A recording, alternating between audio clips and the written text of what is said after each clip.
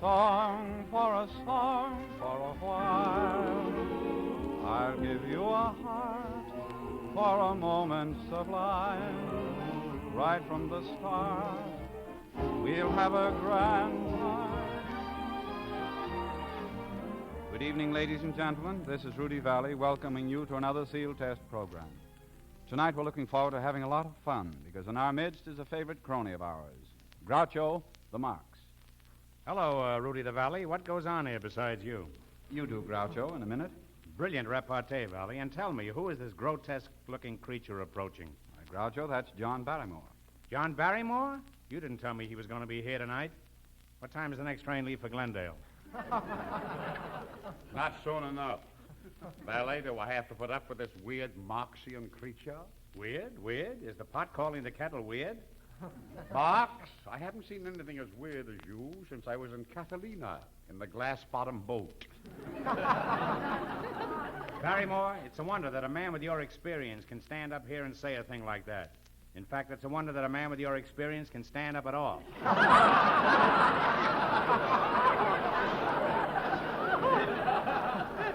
Gentlemen. Did somebody come in? Please remember, Groucho, we're doing a play tonight about the Valley Barrymore Book Publishing Company, and you're an efficiency man. To business, gentlemen. To business. This job of printing books is not as easy as it looks. It is a buzzing hive of commerce in activity. Phones are ringing, people yelling, keep on buying, keep on selling. There's no telling, cause things move with such rapidity. Let's get rid of what we've got, but then again on second thought, let's buy some more. The stuff is hot, we heard a rumor. We met a man who knows a guy who has a pal from Sigma Chi, who says that now's the time to buy the books of Boomer. We'd like you to get acquainted with two men who've long been rated as the big tycoons of Books Incorporated. So as the wheels of progress roar, let's hang a peek in through the door of the firm of Valley and Barrymore.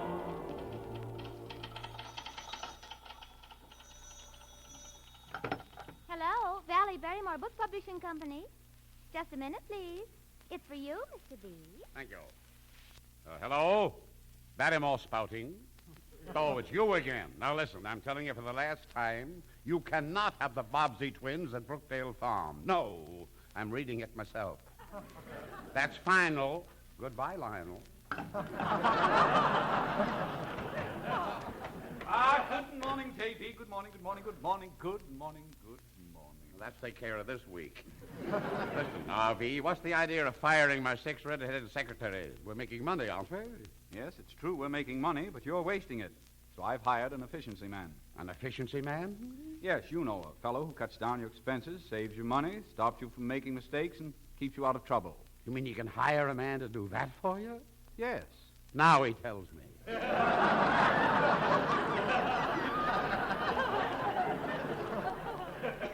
Tell me, Valet, where did you get this efficiency expert? From the terribly efficient efficiency agency. They promised to send a man over this afternoon. They say he's terribly efficient. Or was it efficiently terrible? Good morning, boys. Good morning. Am I late? All right, let's get to work. Spread some sawdust on the floor, clean out the icebox, and hang out a few more lamb chops. This is no way to run a butcher shop. Butcher shop? Who are you, I ask, fearing the answer?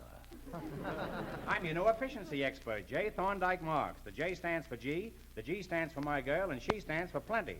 Pass me the salt. My back is killing me. Listen, my garrulous gargoyle. Come. We've no time for flattery. Let's get to work. G. Thorndike Marks is on the job, and something must be done. You see in my bosom a wonderful motto, and though you may say that it isn't so hotto, I must insist that something must be done. I make it a business of looking for trouble, of sticking a hat pin in everyone's bubble, and then insist that something must be done.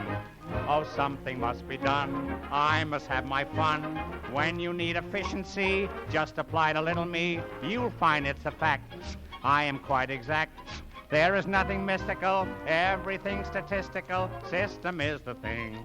That is why I sing. I do everything I should. I do the people very good. And though it may seem a dumb thing, even perhaps a glum thing, there must be something done. Oh, something must be done. He must have his fun.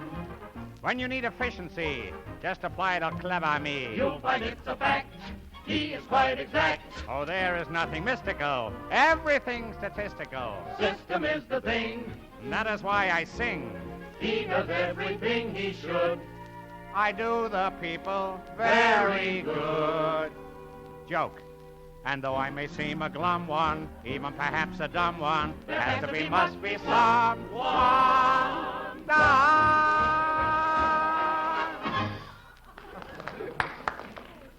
Well, gentlemen, there you are. Something must be done. What are those books doing over there? Fine way to run a butcher shop. Mr. M., I'll have you know that this is not a butcher shop. I'll have you know it is a bookshop. I'll have you know. I'm Rudy Valley, and this is John Barrymore. He'll have you know. Yes, and what makes you think we're butchers? I listened to last week's show.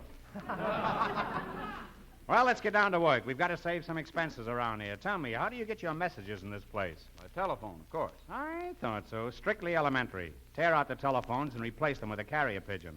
And why, pray, a carrier pigeon? Why, it's cheaper, faster. You don't have to bother with the repairs. And the only bill you get at the end of the month is the bill on the end of the pigeon. And if things get too tough, you can always eat the end of the pigeon. But Valley. be sure you eat the right end. Valley, can't we do anything to stifle this wheezing windbag? Oh, so I can't talk, eh? Interfering with freedom of speech. You'll never get away with this, Barrymore. I stand upon my constitutional rights. Life, liberty, and the pursuit of Lana Turner. But, Mr. Marks, sir, don't you think you'd better start off by examining our books, pray? I imagine you wanted to take a look at our credits and debits. Credits and debits? Oh, of course. I remember them well. Credits and debits. It used to be credits, debits, and Schwartz. Yeah. They did a juggling act in Brooklyn. What has juggling got to do with our books? I don't know. As What if they I did in didn't Long know. Island, I never find out. How a couple of boys like you can make a living out of this business is beyond me. Next thing I know, you'll tell me you even pay your income tax. Of course we do, don't you? Me? Pay income tax?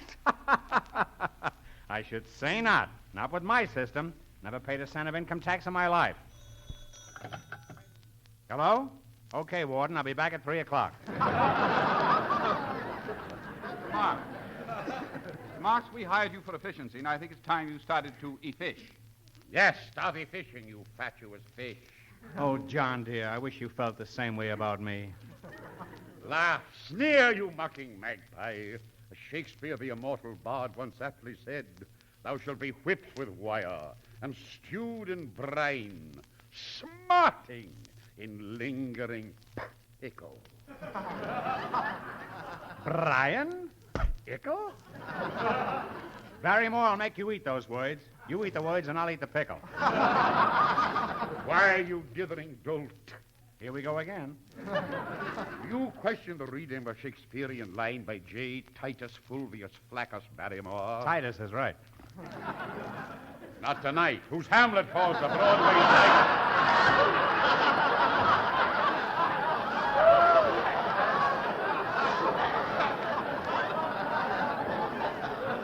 You forgot the And word whose Joseph. Richard III took London by storm. Barrymore, this is hardly the time for a weather report. Cyclone, storm. Must have been during the reign of Queen Victoria. Boys, what, pray, has this Shakespearean balderdash to do with the efficiency of our book business? Oh, yes, the book business, gentlemen. And that's stretching a point. Gentlemen, I'm prepared to offer you the greatest proposition that's ever been offered a human being, dead or alive, and that covers both of you. Just what is this putrid proposition, pray? I'll tell you in a nutshell. No, I'd better not. It'll be a little too crowded in there. I'll tell you right here. We'll publish my latest book, The Love Life of a Polyp. A polyp? What is a polyp? John, everybody knows that a polyp is an invertebrate creature of the sea, having a hollow cylindrical body closed at one end, opening at the other by a central mouth surrounded by tentacles. Boy, I'm glad you had that speech. This is preposterous. Do you actually expect us to publish a book on the love life of a polyp? Absolutely. Barrymore, you'll never get another chance like this if you live to be 100, which gives you about 3 months to look around.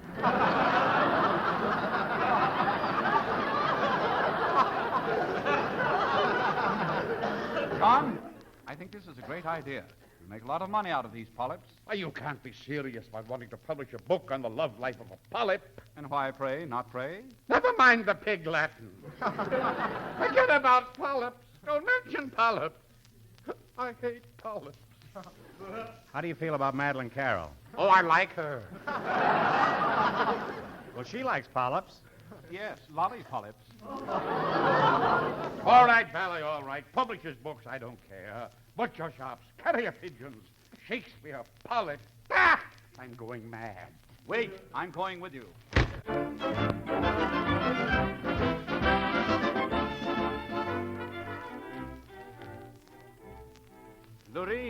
Lurene, darling, will you come in here a minute, please? Rudy, who was that strange man who just ran out of the office? That's our new efficiency man. But what makes you think he's strange? Well, he bumped into me in the hall, clucked me under the chin, kissed me on the cheek, patted me on the shoulder, and said, I'll see you at the Palladium at 8 and bring along a friend for Harpo. He did. What's a Harpo? Darling, that's G. Thorndike Marks. He's a great author. We're printing 1 million copies of his latest book, The Love Life of a Polyp. 1 million copies? But, darling, if you put all your money into this book and it fails, we won't be able to get married. Yes, we will, my dear. Lurene, dear, I love you. You're so beautiful. You're beautiful, too, Rudy. Ah, young love, it's glorious. It's divine. It's sweet. I'll go even further. It's sickening. Just picture a little cottage by the side of a hill with rambling roses and a waterfall. Oh, to be in Albuquerque now that the blanket season is here.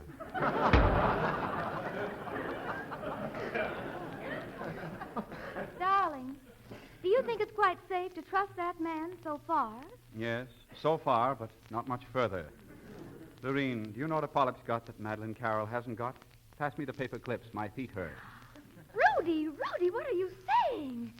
Oh, I'm terribly worried. That doesn't sound like the Rudy Valley I know. Doesn't it? Does this? Made up my mind. This is love at last. Made up my mind. Giving up the past. Now that I find that living is such a bore without the one that I adore forevermore. I've made up my mind. Let the bells ring out. Your hand in mine. Let the preacher shout. Do you take each other to live like your father and mother? Why, yes, we do. We've just made up our mind.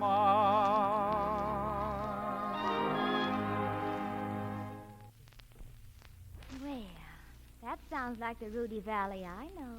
Thank you, dear. I must run along now, darling, to attend to my publishing business. The polyps are calling, and the presses are roaring. That's the MGM line. John, here it is. The last book off the press. The millionth copy of The Love Life of a Polyp by G. Thorndike Marks. Good morning, gentlemen. Good morning. Let's get to work. Why don't you give that monkey a banana? This is no way to run a pet shop. This is not a pet shop, my monkey. Not your monkey. Why does he keep saying this monkey? I belong to a gorilla in Griffith Park. Please, Mr. Marks, this is an important day for all of us. We're bringing out your book. My book? What book? The Love Life of a Polyp. A polyp? What's a polyp? What's a polyp? Why, you told me and my partner Barrymore. Barrymore? Barrymore? What's a Barrymore? Why, a Barrymore is... Never mind. I'll answer that one. Now, look here, Marks. Marks? Marks? What's a Marks? The answer is censorable. You see, Valley? Valley? What's a valley? An incline between two mountains. Oh, I see it all now. The book is no good, and you've lost all our money. Let us not say I've lost your money. Rather, let me put it this way. No, let me put it this way. No, I guess I better put it the other way. Well? You shouldn't have stopped me now, and I forgot where I put it.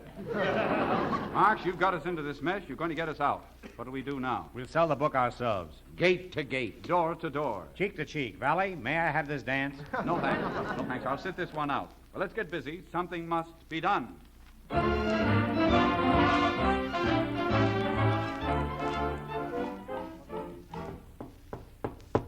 Egad.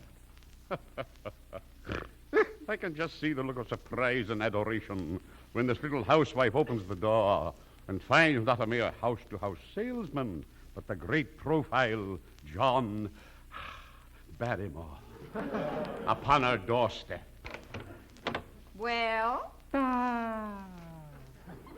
What light through yonder window breaks? It is the east, and you, fair lady, are the sun. Arise, fair sun, and kill the envious moon, who is already sick and pale with grief that thou... Oh, we got a vacuum cleaner. Now, there's one thing I must remember. I must put my foot in the door. Get my foot in the door. Put my foot in the... Well? Madam, I'm Rudy Valley. I'll give you a smile.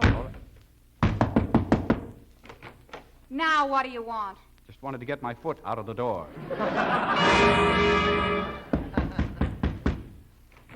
Well? Well, my good woman, what are you doing at the front door? Don't you know a woman's place is in the kitchen?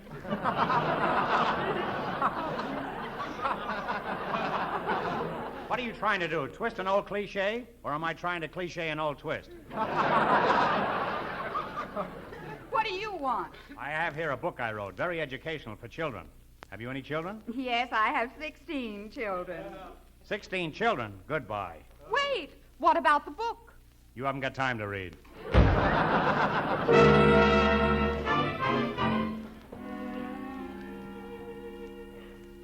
Rudy, why are you so discouraged? Lorene, Groucho's books are a failure. Every cent I have is tied up in them. I've nothing left. You have me, Rudy. And I love you. I love you too, Lorene. They drool like that every week. Maybe it would cheer you up if you'd sing. No, Lorene, I don't feel like singing. What a lie. He's been rehearsing since 8 o'clock this morning. Please sing, Rudy. Well, all right. See? I'm no match for a memory. You're singing last year's tune, looking at last year's moon whenever we kiss. I'm no match for a memory. You're living in the past, flying your heart half-mast for somebody else. There's a faraway look in your eye as we sit at a table for two, and I might as well reach for the sky as to try to reach out for you. You're in love with a memory, but in my heart I pray that maybe I'll be a match for a memory someday.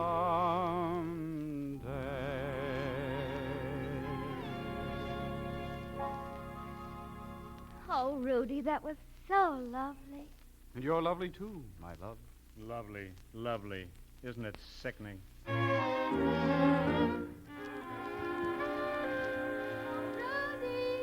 Yes, Lorene? Rudy, I have an idea how you might dispose of that book which that fake efficiency expert Groucho Marx wrote called The Love Life of a Polyp that nobody will buy, which you and John Barrymore printed 1 million copies of using all the firm's money that we were going to use to get married on, so now we can't get married unless you sell the books. I have. Now that you've laid that egg and planted the story, what is your idea, Lorene? Well, my aunt, Penelope Updike, has $20 million, and though she's quite ugly, she'll buy anything. Why don't you sell her the books? Lorene, that's a great idea. Penelope Updike, here I come. Where did Rudy go? He went to see my aunt, Mr. B. You see, she has $20 million, and I thought... $20 million? Yes.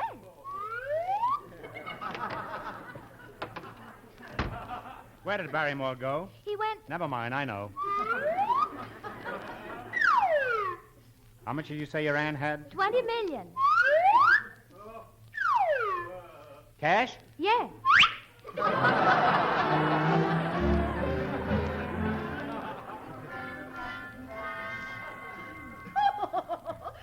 Valley, are you asking me to buy all those books? Oh, yes, ma'am. 1,000,000 beautiful books. Reading time, 67 years, 12 minutes. 1,000,000 books? What firm did you say you represented? Valley and Barrymore, book publishers. Barrymore, a book publisher? Isn't that a new wrinkle? Yes, but on him it doesn't show. Just look at this book, Mrs. Updike. The Love Life of a Polyp by Groucho T. Marx. Groucho Marx. Isn't he the one with the bushy black hair and the funny little hat? No, that's Chico. Well, is he the fellow who honks the horn and chases girls? No, that's Barrymore. Or is it Valley? I don't know. Rudy, boy, there you are. Is this the hag with the swag? John, this is Mrs. Updike. She has $20 million. What did you say? This is Mrs. Updike. Not the name, the amount.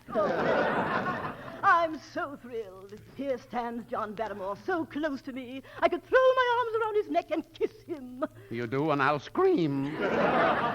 John, Mrs. Updike may buy our books. Mrs. Updike, you are fascinating, beautiful. Your long brown hair, your long green... My long green what? Just your long green. Lovely, Mrs. Updike. Oh, Mr. Barrymore, you turn my head. I was hoping you'd do that. Aha, Barrymore, make love to my wife, will you? Well, answer me. Make love to my wife. I want to make love to Mrs. Updike. Please, Mr. Marx, this is Mrs. Updike. Why, Mrs. Updike, they told me you were homely. And they were right. Do you realize that your face is a potential secret weapon? Mr. Marx, I'm certainly glad you came to help us sell the books. Books? What books? If we must speak of books, let's speak of bank books. Marx, you mercenary mountebank book. Gentlemen, I pray you. Get out of here, Valley. We'll protect your interests. Yes, but who'll protect Mrs. Updike? Oh, well, no matter. See you later. Oh, my, oh, me. Here I am alone with two men. Little me alone with Groucho Marx and John Barrymore. Two men and a maid. Maid? I thought you were Mrs. Updike. Bring in Mrs. Updike. Silly, I am Mrs. Updike. Then bring in the maid. Come, Barrymore, get busy and sell those books. Why, you blabbering buffoon, you curdled churl. Mrs. Updike, are you going to stand there and let this man insult me? Me, your future husband? Husband? Oh, Mr. Marx, you're just pulling my leg. I know, I just wanted to get them even. Mrs. Updike. Mrs. Updike, have I ever told you that you're beautiful, you're gorgeous? Why, no, you haven't. Well, I'm going to tell you just as soon as I get a $5 deposit. Marx, hold your tongue. You were speaking of the woman whose money I love. Isn't she sweet? See how she leans her cheek upon her hand. Oh, that I were a glove upon that hand, that I might touch that cheek. You know, I always wondered who wrote that line, Shakespeare or Bacon. The way Barrymore does it, it's Bacon. Why, you boorish bumpkin.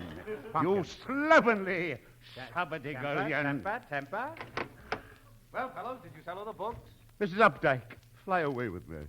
Puppy, don't listen to Barrymore with his slick and oily tongue. Did you tell her about the leather bindings? No, just the slick and oily tongue. But what about the leather bindings? Who's got a leather binding? You have. I wear suspenders. Quiet, you lout. Be sure you get a T on the end of that, Barrymore. Ah, Mrs. Updike, let me play Romeo to your Juliet. I wish you would play Romeo and let me play Mrs. Updike. Oh, it's just too thrilly. Oh, Mr. Valley, I just can't choose between Mr. Barrymore and Mr. Marx. Which would you advise me to take? Well, I hesitate to advise you, madame. After all, these two men have ulterior motives, while I am on the up and up dike. It's easy to see we're not going to get anywhere until we get rid of Valley. And we're not going to get rid of Valley until we get rid of the books. Come on, Dikey, make with the checky. But what can I do with 1,000,000 books? Get yourself a bookworm. A bookworm? I'll bring you one in an apple tomorrow. All right, I'll take the books. Then it's a deal, Mrs. Updike? Yes, here's my check. Well, that was a quick swindle. Oh, it's wonderful. It's so wonderful. I must tell Lorene the great news. I'm off. A fine time to confess. Well, come on, Jonathan.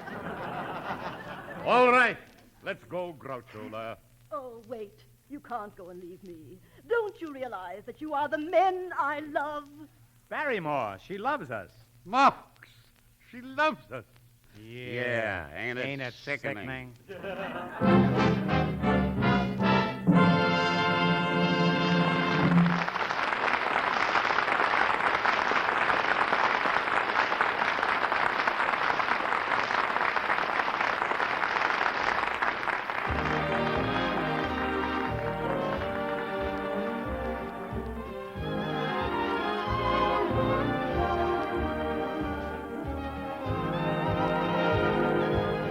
Expecting to hold a grand celebration at home plate next Thursday, because stepping up to bat to help John and me hit humorous home runs is that demon of the dugout, that sultan of strikeouts, Joe E. Brown. We hope you'll all be in the stands cheering for Joe.